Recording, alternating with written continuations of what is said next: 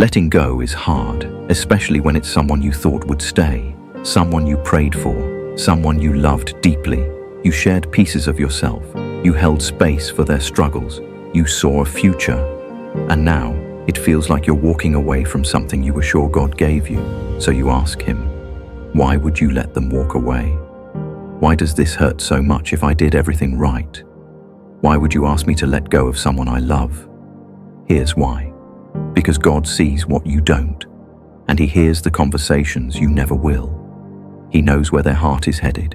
He knows what's tied to your destiny, and He knows when holding on will do more damage than letting go. Ecclesiastes 3:6 says, "A time to search and a time to give up, a time to keep and a time to throw away.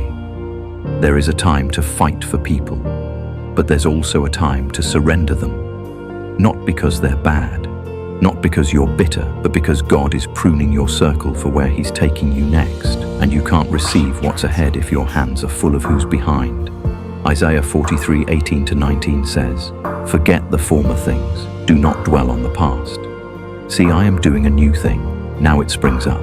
Do you not perceive it?" Letting go makes room for healing, room for growth, room for God to bring the right people who will speak life into you, not drain it from you. Sometimes God closes doors because He heard conversations you didn't. He saw betrayals before they happened. He knew the weight of that relationship would crush the calling on your life.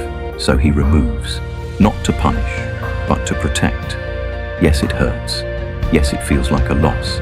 Yes, you'll grieve it. But don't run back to what God is trying to rescue you from, because what He's preparing you for is better than what you thought you needed. So today, if God is telling you to let them go, do it with peace, do it with trust, do it knowing that the God who sees the end from the beginning has your best in mind. Let them go, so He can take you where they couldn't.